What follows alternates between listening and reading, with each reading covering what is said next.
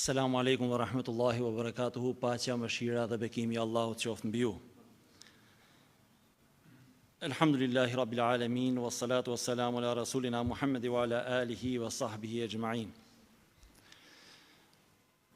Falënderimi takon Allahu xhalleshanuhu, krijuesit të gjithësisë, paqja dhe mëshira e tij qofshin mbi të dërguarin e tij Muhammed Mustafa sallallahu alaihi wasallam, mbi familjen e tij të pastër, mbi shokët e tij dhe mbi gjithë ata të cilët ndjekin rrugën e tij deri në ditën e fundit. Falenderojmë Allahun e madhëruar, i cili na ka dalluar nga krijesat e tjera duke na dhuruar mendjen dhe logjikën. Falenderojmë Allahun e madhëruar, i cili na ka dalluar prej njerëzve të tjerë duke na dhuruar imanin.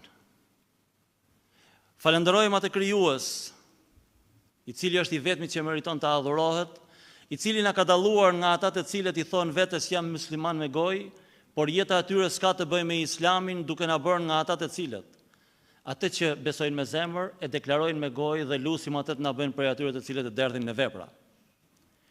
Falenderojmë Allahun e madhëruar, i cili na ka mundësuar dhe na ka vendosur emrin në listën e atyre të cilët vënë ballin në sejdë, falenderojnë atë, kërkojnë ndihmë prej tij, kërkojnë falje prej tij, kërkojnë udhëzim prej tij, dhe gjithashtu na ka vënë emrin në listën e atyre që marrin pjesë në këtë mexhlis. Ky mexhlis nuk është as mexhlisi i Hoxhës, as i imi, as kujt tjetër, por është ndër ato mexhliset që pejgamberi sallallahu alaihi wasallam thotë, aty ku përmendet Allahu i madhëruar, zbret bereqeti i tij, zbret begatia e tij. Vëllezër dhe motra, mexhliset në tokë, vendet ku përmendet Allahu i madhëruar, i ngjasojnë yjeve në qiell. Siç ne dalim në darkë dhe shohim që shndrisin yjet në qiell, ashtu shndrisin edhe mexhliset ku përmendet Allahu i madhëruar, e banorët e qiellit, pra melekët e Allahut, shikojnë nga poshtë në këtë errësirë, ku shohin vendet që ndriçojnë dhe pyesin njëri tjetrin, vallë që janë këto drita. Këto drita janë pikërisht ato drita ku Allahu i madhëruar i ka veçuar robërit e tij për të përmendur atë. Neve na duket sikur është zotësia jona që sonte kemi ardhur në xhami, kemi fal namazin dhe kemi përmend Allahun, por kjo është një mirësi e Allahut të madhëruar që ka zgjedhur që filan rob sonte të jetë para meje. Namazi është i Allahut. Është obligimi të cilin Allahu i madhëruar nuk e dërgoi nëpërmjet Xhebrailit alayhis salam, por zgjodhi që t'ia jap drejt për drejt pejgamberit sallallahu alaihi wasallam. I ka dërguar të gjithë Kur'anin nëpërmjet Xhebrailit alayhis salam, por këtë dhuratë që ne hoxhallar dhe të gjithë neve në fakt e quajmë obligim, por në fakt kjo nuk mund ta marrim për obligim, sepse kjo është një dhuratë që Allahu na zgjedh emrin për të qenë para tij. Kjo nuk është ngarkesë për një besimtar. Kjo është ta marr malli, siç thot Aliu radiallahu an. Sa mbaronim njërin namaz, na merrte malli për namazin tjetër. Ndërsa ne sot e kryem këtë hall, të presim hallin tjetër. Se na duket sikur është hall, sikur është një borxh për ta larë, për ta kryer. Gjithashtu edhe Ramazani që është në derë, është një dhuratë të cilën Allahu i madhëruar e ka dhuruar për ne. Neve na merr malli për Ramazanin, shpresoj që edhe Ramazanin ta marr malli për ne, dhe kur të dalim prej Ramazanit, të dalim ashtu siç thot pejgamberi alayhis salatu wassalam, të falur nga gjunahet, me Ramazan të pranuar dhe të shpërblyer vetëm se me xhennet, por inshallah të ndahet edhe Ramazani i kënaqur prej nesh. Vëllezër dhe motra, kur hoxha më tha për të ardhur për të marrë pjesë në Ligën e Kampionëve, sepse siç ka liga në çdo fush, edhe daveti ka ligën e vet. Allahu e shpërbleft hoxhën, e ka ngrit shumë nivelin e kësaj ligë dhe nuk mund të jetë tjetër vetëm se një ligë kampionësh. Edhe të marrësh pjesë në këtë, sepse nuk i flasim vetëm juve që jeni prezent tu fizikisht, ju flasim edhe shumë njerëzve të tjerë, po ju flasim edhe atyre të cilët e përcjellin nga njëri në tjetrin, duke ju lutur Allahut të madhëruar që në radhë të parë jemi dobishëm për veten tonë, pastaj për neve që jemi prezent këtu, e pastaj të gjithë ata të cilët e marrin hap pas hapi. Në Kur'anin famlar Allahu i madhëruar thot në faqen e parë të surës Yasin, ajeti i fundit, Thot, inna nahnu nuhyi al-mauta wa naktubu ma qaddamu wa atharahum. Kur të ringjallim ne njerëzit do t'ju tregojmë çdo gjë çfarë kanë bërë dhe gjurmët që kanë lënë. Shpresojmë tek Allahu i madhëruar që këto vepra të pakta, shumë të pakta që bëjmë, të jenë edhe gjurmë në të ardhmen, siç flasim ne sot për hoxhallarët që kanë vuajtur shumë në kohën e komunizmit, ndoshta edhe para tij, që kanë qenë pishtarët e kësaj rrugë dhe nëpërmjet sinqeritetit të tyre, lotëve të tyre që kanë derdhur në për burgje apo në për bodrume apo në për shtëpiat e tyre, falenderojmë Allahun që atë zinxhir e vazhdojmë ne. Ne e dim shumë mirë se forca e një zinxhiri nuk është tek hallka më e fortë, por është tek hallka më e dobët. Shqipëria e kaloi atë pjesën e hallkës së dobët, e cila ishte një periudhë shumë e vështirë, dhe atë hallkë të dobët arritën ta marrin me sinqeritetin e tyre, me veprat e tyre, me lotët e tyre, pikërisht ata hoxhallar. Nuk e lejuan që të shkputet, dhe kjo ishte një mirësi prej Allahut të madhëruar. Donte Allahu që ky popull, këta njerëz, mos ta humbasin fenë e tij. Donte Allahu që këtu të adhurohet përsëri Allahu, donte Allahu që këtu të përmendet përsëri Allahu, prandaj dhe ne elhamdulillah e përmendim. Jemi shumë të lumtur, të kënaqur dhe të privilegjuar që Allahu i madhëruar ka zgjedhur gojen tonë, ka zgjedhur zemrën tonë që të flej emri i tij në të. Se Zoti na ruajt, mund të ishte edhe një zemër që e mohon. Mund të ishte edhe një zemër shumë më keq se ajo, që e shan, që ofendon. Mund të ishte edhe një zemër që pretendonte se është shumë më e madhe se vetë krijuesi. Elhamdulillah. Ka zgjedhur Allahu zemrën tonë që në të flej emri i tij. Ka gjë më të madhe se kjo? A ka mundësi ta dijë Allahu i madhëruar një zemër që ka fjet emri i tij në ditën e gjykimit? Allahu është i mëshirshëm. Allahu i madhëruar është i mëshirshëm. Mëshira e tij ka kapluar çdo gjë.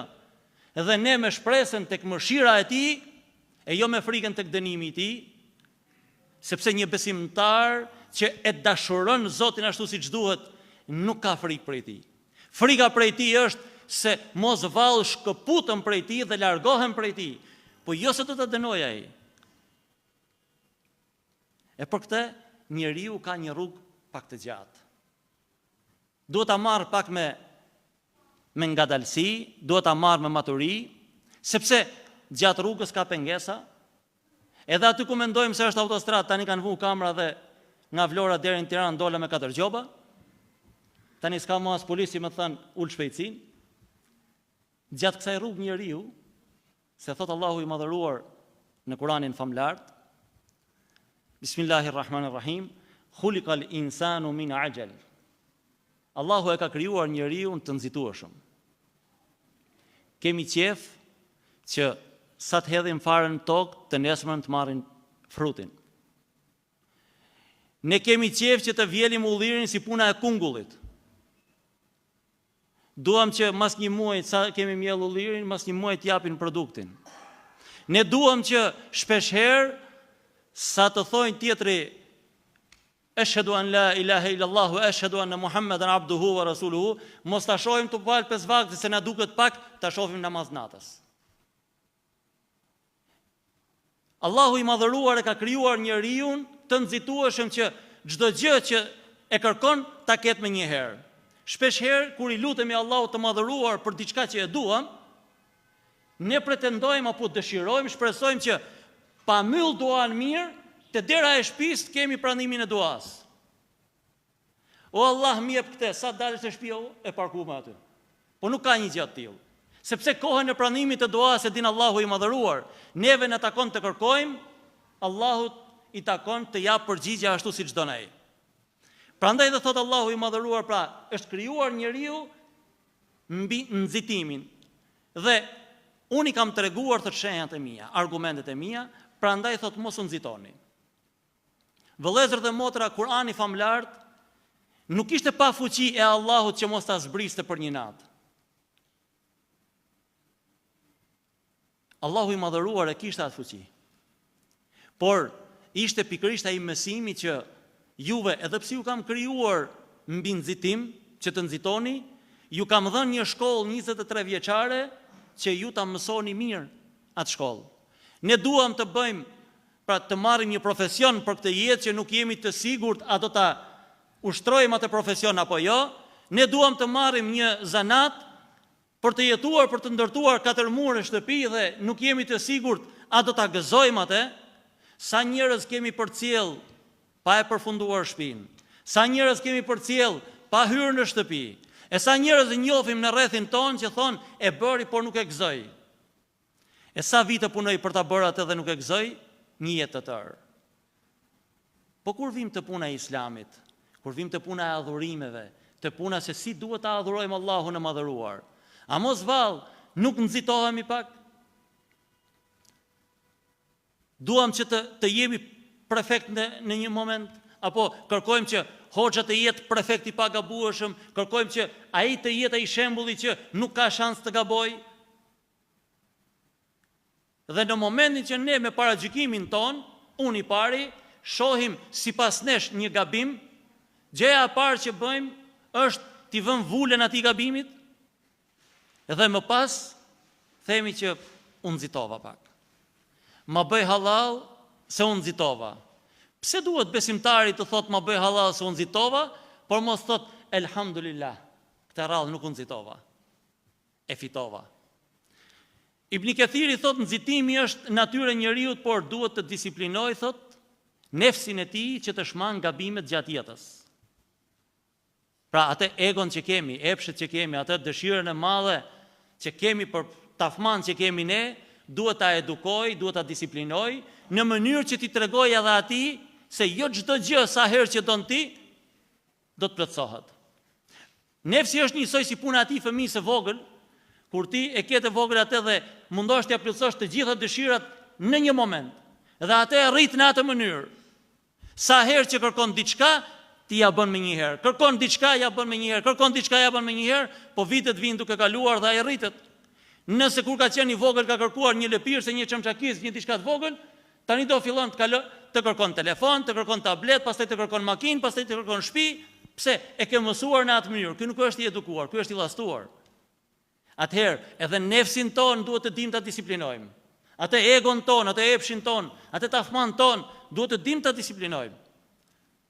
Nga një herë edhe pse ne mashtrohemi, duke kujtuar se po perfeksionohemi në adhurim, në rrugën e fesë, jemi duke u nxituar ndoshta në diçka dhe fillojmë pretendojmë në atë që unë e di.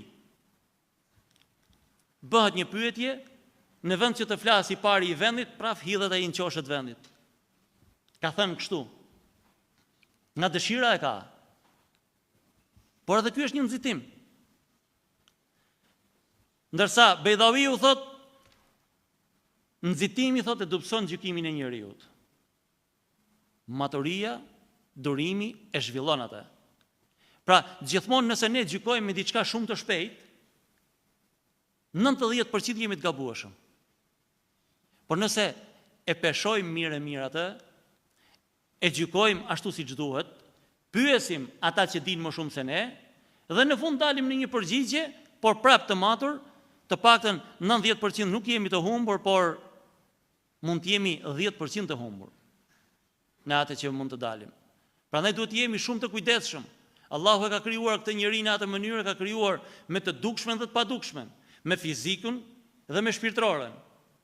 Dhe ky trup, nëse kërkon nxitimin, nëse kërkon që çdo gjë të bëhet sa më shpejt, ai shpirti ka nevojë për atë maturinë, ka nevojë për atë përgjegjësinë që ka në mënyrë që kur ta bëj diçka, ta bëj ashtu siç duhet. Nëse fusim në furrë për të pjekur një bukë, duhet të presim derisa të piqet. Jo pse na ka marrë uria neve dhe duhet ta nxjerrim bukën sa e kemi furt në furrë, sepse do ham brum. Që të pjeket një besimtar, duhet të pres në atë mënyrë që ai kur të dal tamam i pjekur ashtu siç duhet.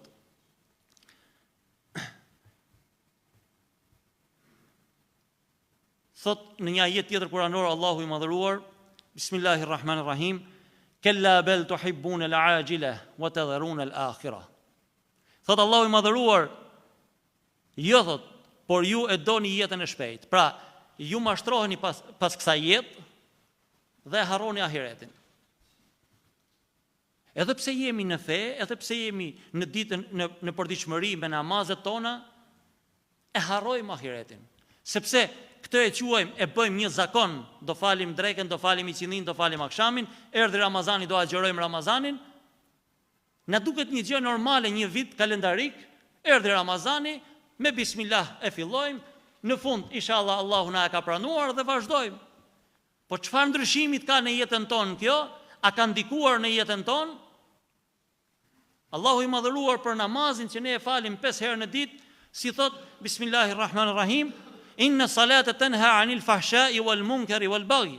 Me të vërtet namazi ndalon njeriu nga të këqijat, nga të fllihçurat. Po atëherë, nëse ne edhe falim namazin dhe kemi në rrethin ton, mund të jemi edhe ne vetë, Allahu na ruaj, që në jetën e përditshme, në punën që bëjnë, në atë që ata shesin apo atë që blejnë, përzihen atë mashtrimin, ndoshta jo aq të dëmshëm, por që e përzihen me të. Atëherë, ky namaz, vallë, a e ka kryer funksionin e tij, apo ti nuk e ke kryer namazin ashtu siç duhet? Sepse namazi është në rregull. Namazi është adhurimi që Allahu i madhëruar ja ka dhënë direkt pejgamberit alayhis salam, nuk ka vend ndërmjetës, Xhebrail alayhis salam. Nuk ka mundësi që ky namaz të mos jetë në rregull. Por ne që e falim sa jemi në rregull. Sahabët, Allahu qoftë i kënaqur prej tyre, u dridhnin sa herë që afrohej koha e namazit, sepse thonin të dalim para Zotit. Vëllezër dhe motra, të mendojmë pak, një njeri i cili punon, ka një pronar që i kërkon llogari 5 herë në ditë për punën që bën. Dua raport, thot, 5 herë në ditë për punën që bën. Vallë, ky njeri, a ka shanse që këtë punë mos ta bëjë në rregull? Një herë në 2 orë ai jep raport. Dha raport gabim herën e parë, herën e dytë, herën e tretë, ditën e dytë do të japin raport në rregull. Pse? Do ikin nga puna. Allahu i madhëruar na ka dhënë mundësinë të dalim 5 herë në ditë para tij dhe jemi të privilegjuar që dalim para tij dhe ne e japim raportin, tekbirin e marrim të dera, selamin e japim të dera, se dim sa rekat kemi fal. Kjo është në përgjithësi për ne, nuk e kam as për ju dëgjuesit, as për mua folësit, jemi njësoj. Na ka krijuar njësoj Allahu i madhëruar. Neve na ka dhënë barrën për të fol, juve ju ka dhënë mirësinë për të dëgjuar. Shpërblimin më të madh e keni ju, sesa ne, sepse çdo fjalë që flasim kemi përgjithësi. Ju nuk keni përgjithësi për atë që dëgjoni vetëm se shpërblim. Pra neve Allahu na ka dhënë edhe një barë që inshallah na e lehtëson e në ditën e gjykimit me mirësinë që ka, me mëshirën që ka, na fal. Prandaj duhet të dim ta edukojmë këtë nefs dhe mos të jemi prej atyre që e harrojmë ose të flem në atë krahun që se Allahu na fal. Allahu na fal, po nëse ne tregojmë me vepra që duam të na falin Allahu i madhëruar. Ibn Kathiri thot dashuria për të shpejtën, thot është natyra e njeriut, por kjo e largon njeriu nga Zoti. E kur njeriu largohet nga Zoti, është si ai peshku pa ujë, mund të jetojë 1 orë, mund të jetojë 2 orë, po që në i peshk i fort, si puna e krapit në Shkodër, mund të jetojnë pak më shumë, por ajo dihet natyra. Nëse njeriu largohet prej Zotit të gjithësisë, shpirti i tij mund kujtojmë se jeton, por ai tashmë është bërë vetëm një gërmall. Është bërë një shpirt i tillë që Allahu i madhëruar e quan zemër të vulosur. Ka vesh por nuk dëgjon, ka sy por nuk sheh. Foli sa të duash, i është vulosur zemra. Një dietar e përshkruan në këtë mënyrë vulosjen e zemrës. Thot, keni vënë re, thot, verzen që rritet në jonxh më tepër. Ajo thot fillon pak nga pak dhe nëse ti nuk e pastron që në fillim, ajo fillon dhe e kaplon të gjithë fushën. Je i detyruar ta prishësh atë dhe mos të mbjellësh të njëjtën bim për 5 vjet apo 10 vjet, sepse ajo ka hyrë tashmë në rranj. Edhe gjunahu, thot, largimi nga Allahu i madhëruar e kaplon zemrën e njeriu dhe nuk e lën të marrë frym, nuk e lën të dëpërtojë fjala e Allahut në të. Kjo zemër është e vulosur, Allahu na ruaj. Edhe pse mund të mendojmë se jemi duke falë namaz, por aq shumë është forcuar kjo zemër sa që neve nuk na bën përshtypje namazi, nuk na bën përshtypje agjërimi, nuk na bën përshtypje asgjë. E kemi bërë krejt normale, nga jashtë dukemi shumë të rregullt, por nga brenda jemi shumë të dobët dhe ndoshta Zoti na ruajt edhe shumë të largët prej saj. Në një ajet tjetër kuranor thot Allahu i madhëruar, Bismillahirrahmanirrahim, wa nafsi wa ma sawaha fa alhamaha fujuraha wa taqwaha. Betohem në nefsin dhe atë që e përsosi atë, pra në Allahun e madhëruar, duke ja bërë të njohur prishjen dhe devotshmërinë. Allahu i madhëruar na ka mësuar neve të dyja, të mirën dhe të keqen. Na ka treguar se si e ka krijuar këtë shpirt, se si e ka krijuar këtë njeri dhe çfarë brumit i ka dhënë. Dhe na ka thënë, janë dy rrugë, e mira dhe e keqja. Të kam dhënë një mendje ndryshe nga kafshët, të kam dhënë një logjik që ta logjikosh cila është e mira dhe cila është e keqja. Dhe të kam thënë, el halalu bayyinun wal haramu bayyinun. Është e ditur, si harami si halali. Është e ditur. Ti thot me atë mendjen që të kam dhuruar unë, nuk të ngel gjë tjetër vetëm se ta përdorësh që të gjesh të vërtetën. Siç e gjeti Ibrahimi alayhis salam. Kishim një profesor të fikut ne në universitet, edhe thonte, Allahu i madhëruar na e ka dhuruar mendjen paket. Na e ka dhënë në një kuti dhe ka thënë robi im, kjo është mendja. Sa herë që të duhet hape këtë kutinë dhe përdore. Ne muslimanët zakonisht do të këtë e kemi lënë në shtëpi që mos na pluhuroset dhe shëtisim pate. Për fat të keq, ne jemi pas gjërave shumë të vogla. Duke u marrë me shumë gjëra të vogla, nuk na del kohë të merremi me gjëra të mëdha. Dhe duke u marrë me gabimet e njëri tjetrit, nuk na del kohë mu marrë me gabimet tona. Duke u mundu me eduku nefsin e tjetrit, neve nuk na del kohë me eduku nefsin tonë. Duke zbiriluar, duke studiuar, duke kërkuar se kush ku e ka gabimin, ta kapi atë gabimin dhe na duket sikur e majmë për fytit. Sa herë që mundohet ai i shkreti me thënë një gjatë mirë, shiko se e di unë atë. Po mi më dakord e din, lutje Allahut që të ma heq. Mbuloje. Por neve ai shpirti, nuk mund t'i themi shpirti, po ai nefsi i cili tashmë e ka mbyllur këtë, e ka kapluar çdo gjë dhe e shikon vetëm me syrin e kësaj botë, thot, mos u merr mate. Kemi një shprehje që e dëgjojmë shpesh edhe në popull, çdo dele varet nga këmbët e veta. Në kohën e Harun Rashidit, ka qenë një njeri i urt, tip Baballeku ka qenë ai, Behlul Dana. Ai nuk kishte punë tjetër vetëm se shëtiste, po kishte një dyqan në pazar. Ai çdo ditë shëtiste të gjithë tregtarët dhe i këshillonte. Kini kujdes peshoren, kini kujdes mos mashtroni. Ata fillojnë të bezdisën. Shkojnë te Harun Rashidi dhe i thonë, s'po na lën rahat. Në momentin që kemi klient, ai vjen, na flet, ju tregon klientëve për mangësitë që ka produkti. Nuk po na lën rahat. E thret Harun Rashidi se tregtarët, biznesmen. Vin taksat nga aty. I thot mos u përzi me ta. Shif punën tënde, shiko dyqanin tënd. Dakor thot. Shkon para dyqanit ti, merr një dele, e rjep dhe e var para dyqanit ti. Ditën e parë çdo gjë në rregull. Ditën e dytë fillon me ardhë era. Mushet i gjithë pazari me erën e deles prerës. I vjen era mishit.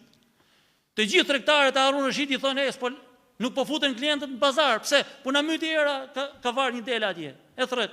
Ore hiq atë dele thot. Pse thot? A do shohin gjithë cili punën e tij? Po, unë te dyqani im e kam. Gjithë të cili shohin dyqanin e vet. Pse po i bezdis kjo era e keqe e dyqanit tim? Nuk hyn klientat. E emir al mu'minin. Era e gjunahit është shumë më e madhe se era e deles time.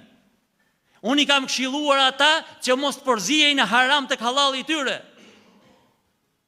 Nuk u bezdisen nga era e gjunahit, u bezdisen nga era e deles.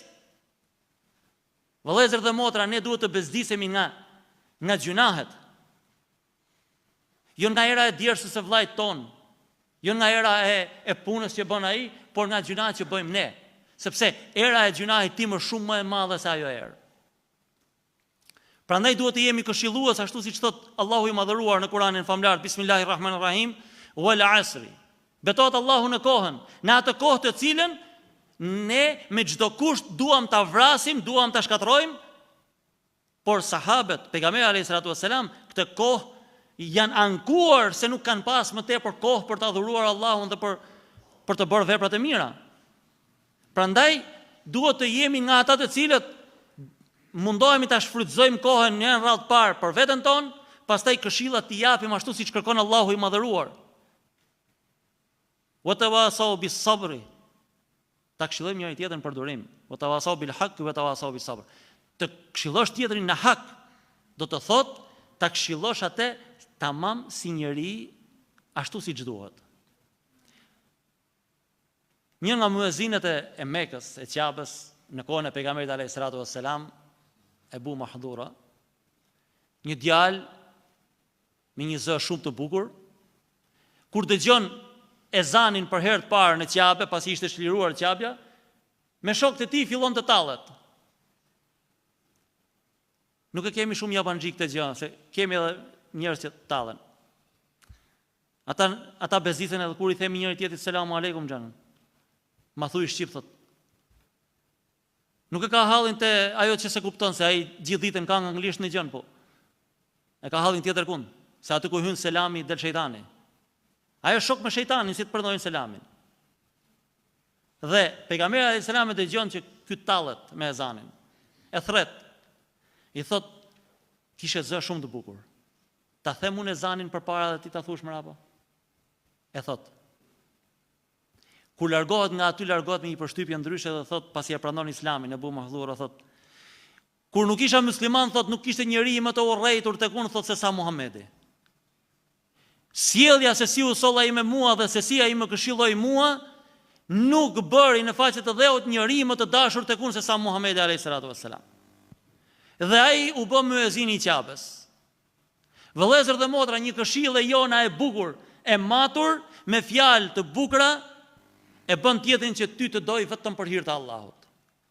Aty ku mendon ti se duke i bërtit tjetrit, ama hiq atë. Nuk lejohet kjo, s'bëhet kjo, e largon atë, por e largon edhe nga Islami. Allahu na ruaj. Allahu na bëf prej atyre të cilët fjala e tyre me lejen e Allahut të bëj dobi, e t'i largoj prej asaj që fjala bën dëm.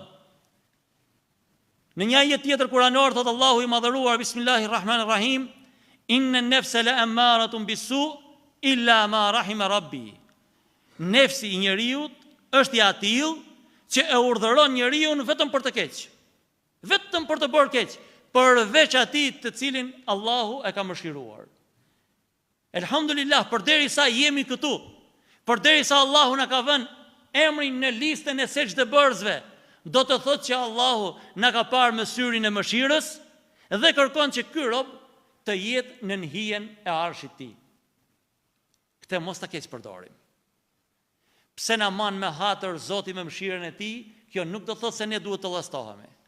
Kjo nuk do të thotë që ta kthejmë kupën mrapsht, pse nuk më thot gjë mua Zoti. Pse? Po mu më don fort, të don fort. Po, është tamam se ai prindi që e don fëmin kur është i vogël, edhe pse ka thënë një gotë, as ka problem. Po hajde thyje kur të rritesh.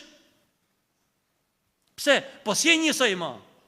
Në hapat e parë të Islamit, Allahu i madhëruar mund t'i anashkaloj ato gabimet që t'i bën, ndoshta edhe me dashje, sepse jesja i fëmia i vogël, por kur merr disa hapa përpara, kjo nuk mund të jetë më njësoj, sepse tashmë po kalon nga një shkallë në një shkallë tjetër të nefsit. Dhe kjo është pikërisht ajo shkalla më mistrece, nefsul emmare, që të kërkon vetëm të bësh keq. Të kërkon vetëm të gjesh gabime, të bësh gabimet tua, gabimi jot, biles, e di deri ku shkon vëllezër dhe motra ky nefs, ky thot, gjunahi im është më i mirë se sevapi ati. Pse po është i imi? Keni dëgjuar shprehjen që thot nuk dua sa gjunahi im? Stakfirullah. Po kush të bën më thënë? Ja pra, ky mistreci që e kemi vet, nuk na ka sjell kush tjetër, e kemi vet. Edhe këtë nuk e lidh Allahu i madhëruar në muajin e Ramazanit, lidh shejtanin e mallkuar. Këtë e lën bashkë me ty që ta edukosh. Dhe të ka dhënë armën më të fortë, agjërimin. Sepse vëllezër dhe motra, kafsha kur është e uritur, ki frikë prej saj se të shqyen, do të haj. Kur është e ngopur nuk të lun, rrin në një qoshë atje nuk të lun. Njeriu kur është i ngopur të shqyen. Kur është i uritur, rrin në një qoshë atje se s'ka forcë. Prandaj dhe Ramazanin duhet ta përdorim edhe për familjarët tanë që agjërojnë, po nuk ja kanë shumë iden që është agjërimi, ama agjërojnë. Se elhamdulillah në Shqipëri ne kemi një traditë shumë të bukur që kur vjen muaji i Ramazanit, edhe ai që nuk ka prek asnjëherë në xhami, fillon të agjeron. Shfrytëzoj atë moment. Shfrytëzoj atë moment sepse nefsi i tij është i dobët, shpirti është i fortë. Nefsi është i dobët sepse është agjërueshëm, ndërsa shpirti është i fortë sepse po ushqehet me atë agjërimin që i ka dhënë Allahu i madhëruar dhe ti shfrytëzoje për t'i thënë një fjalë të bukur për ta kthyer për në rrugë të drejtë. Sepse me lejen e Allahut ai do të kthehet. Shumë njerëz kanë hyrë në Islam në muajin e Ramazanit. Ne kemi shumë njerëz që i njohim, thonë vjet kam agjëruar 3 ditë, këtë vit do ta agjëroj më shumë, fillon hap nga i hap. Sepse aty e gjen të dobët nefsin, aty e gjen të dobët. Dhe si thot pejgamberi alayhis salatu wassalam kur jep këshill për beqarët, thot: O ju të rinj, kush ka mundësi le të martohet, e kush nuk ka mundësi atëherë ta agjërojë sepse e mbron nga gjunahi. Allahu i madhëruar agjërimin e ka quar si mbrojtje. E ka quar si mbrojtje.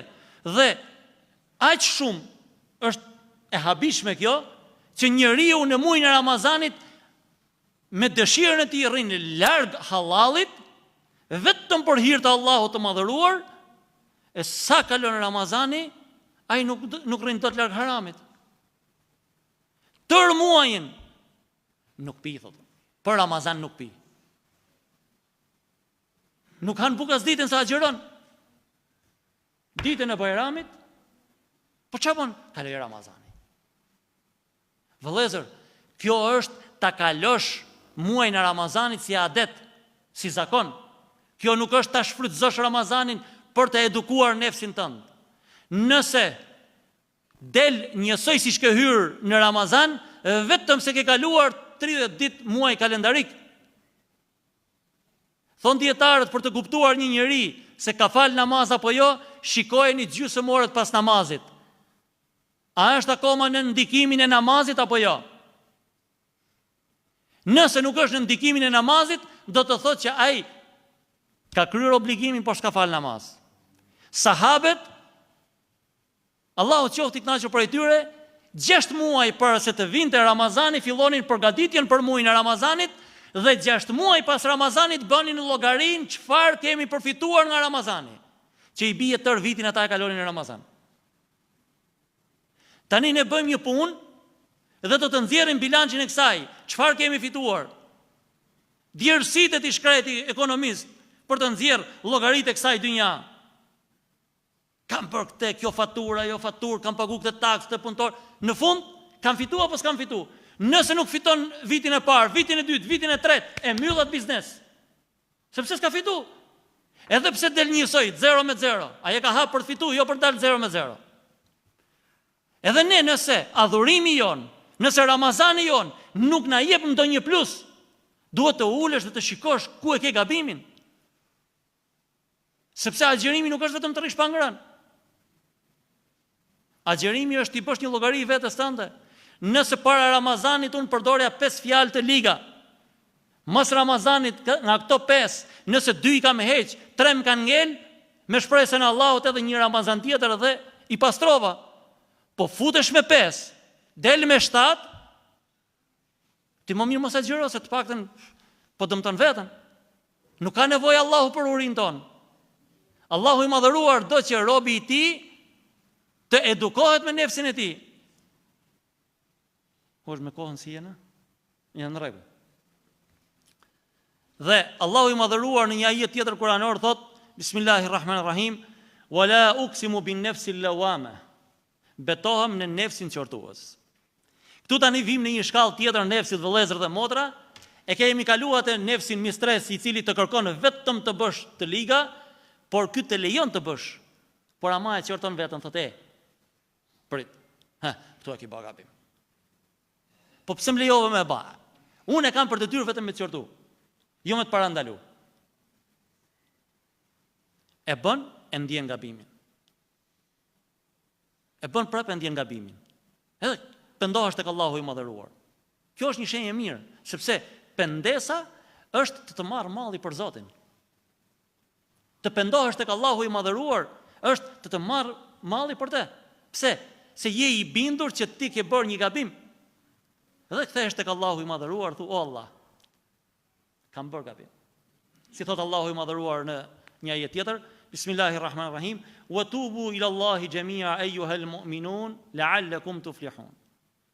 Pendohuni tek Allahu i madhëruar, thot, të gjithë, në mënyrë që të shpresoni se Allahu do t'ju shpëtoj, do t'ju fal, do t'ju mëshiroj. Pra, Allahu i madhëruar na urdhëron. Pejgamberi alayhis salatu wassalam si thot, et-taibu min adh-dhanbi kaman la dhanba lah. Ai i cili pendohet për gabimin e tij është sikur nuk e ka bërë atë. Dietarët e krahasojnë në këtë mënyrë pendimin për gabimin. Thon, mendoni një njeri i cili ngjitet në mal, lodhet dhe kthehet. Kur kthehet nga gjysma apo fundi i malit, i kujtohet se ka harruar diçka lart. Pa atë nuk mund ta bëjnë. Pa pushuar as pak, është i detyruar të kthehet edhe një herë mbrapsht për të marrë atë gjë. Të kthehesh nga gabimi, thotë, është kaq e vështirë. Edhe shumë më e vështirë se kjo. Ne kemi një jetë të tërë që ndoshta e kemi bërë atë gabim. E kemi bërë. Ata që rrinë afër meje të dinë shumë mirë që unë e urrej duhanin.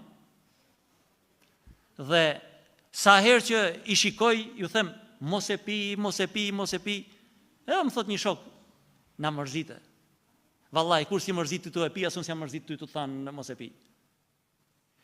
Një arriti me elan. Fitore është, inshallah tjerë të me radhë. Vëllezër të nderuar, shkalla tjetër e cila të gjithë ne pretendojmë për të arrit tek nefsi, që është i thirrje madhështore. Kurani gjithë është madhështor, por ka ato valet e tij që diku të tingëllon më bukur, edhe kënduesit e Kuranit. Kuranin diku e këndojnë me zë të lartë, diku me zë të ulët, diku sikur janë duke qartë, diku sikur janë duke qesh, kanë atë metodën e tyre, sepse Kurani sipas kuptimeve që ka, jep edhe atë ndjesin. Një ndër thirrjet më madhështore që Allahu i madhëruar ka dërguar tek pejgamberi alayhis salatu wassalam për neve është Bismillahirrahmanirrahim. Ya ayyatuhan nafsul mutma'inna. O ti i cili tashmë e ke edukuar nefsin tënd, e ke rehabilituar atë, ai është larg çdo gjëje. Irji'i ila rabbiki radiyatan mardiyah. Kthehu tek Allahu i madhëruar, i kënaqur. I ngopur nga çdo gjë. E ke arritur ta edukosh nefsin, nuk të pengon më asgjë në faqe të dheut që të largoj ty nga adhurimi, që të largoj ty nga leximi i Kuranit, të largoj ty nga sadakaja, të largoj nga fjala e mirë, nuk të largon dot më, nuk ka shans më të largu. E ke arritur atë grad që Allahu i madhëruar na mundsof të gjithëve, se thot një dietar, kush nuk e arrin me kënaqësi, do të arrin me dajak. Se do japim llogarinë ditën e gjykimit. E pa e qua Allahu i madhëruar këtë thirrje në vend, askur s'ka për ty në xhennet. Pse? E thot Allahu në Kur'an. Irji'i ila rabbiki radiyatan mardiyah, fadkhuli fi ibadi, dhe futu në listën e robërve të mi. Ibn Kathiri thot, në listën e robërve të mi, do të thot, futu bashkë me pejgamberet, me të mirët, me dëshmorët, me besnikët. Po të futet emri në listën bashkë me Ebu Bekrin radiallahu an, bashkë me Omerin radiallahu an, bashkë me Hamzan radiallahu an, bashkë me pejgamberin sallallahu alaihi wasallam, të futet emri në listë. Po ka gjë më të madhe? Ama duhet jesh robi i Allahut. Jo robi i lanetullahut. Jo i kësaj dynja, i asaj dynja. Se ai i cili mendon për më larg, këtë e kalon, e kalon. Maratonat, kur bën maratonat, këtë vit mora për herë të parë pjesë në maraton dhe thash 10 kilometra do ec. E mora atë unë, u regjistrova për 10 kilometra. Vallai 5 kilometra më duken shumë. U ktheva, thash, a ka diku të kthem, edhe u ktheva. Mirë, po kur u ktheva me 5 kilometra, në fund, në finish, atje ishte 5 kilometër, 10 kilometra, dhe më thot ai shoku mu thot, do futemi këtej se e kemi këtu, kemi atë 10 kilometërshin. Po ne bëm 5, po futu këtej, tha se e ke atë, thaj. Kur mendon për 10 kilometra, 5 kilometra i ke në xhep. Kur mendon një rob i Allahut për ahiretin, dynjan e ka në xhep. Pse? Po mendon për diçka më larg. Dhe dynjaja është thjesht një rrugë kalimtare këtu. E ai rob që mendon për ahiretin, si ka mundësi që ta humbi dynjan? Nuk ka shans ta humbi dynjan. E jeton dynjan, por e jeton si do Allahu, jo ashtu si do ai. Pra, fedkhuli fi ibadi wadkhuli jannati. Dhe pastaj hyni në xhennetin tim. Pra thirrja më madhështore Allahut të madhëruar është që neve na fut në xhennetin e tij, pastaj se si na klasifikon ai në xhennetin e tij. Patjetër që ne kemi dëshirë të jemi në xhennetin Firdeus, por le të jemi inshallah brenda atje një herë, pastaj atje kujdihet, bëhet në lëvizje, se të kërkosh nga Allahu i madhëruar, duhet të dish të kërkosh. Thot një dietar, kur ti kërkosh Allahut të madhëruar, mos i kërko, thot, të hysh në xhennet. Pse? O Allah, më bëj prej atyre që shohin bukurinë tënde dhe pastaj tjerat nuk i du. Po që shohësh bukurinë e Allahut të madhëruar, do të thotë që je mbi xhennetin Firdeus, sepse bukuria e Allahut është gjë tjetër, nuk është ashtu se pra hyra edhe e pash. Dhe pas kësaj thirrje që bën Allahu i madhëruar për këtë nefs të edukuar, na tregon se me çfarë kënaqet ky nefs. Bismillahirrahmanirrahim. Ela bi dhikrillahi tatma'innul qulub.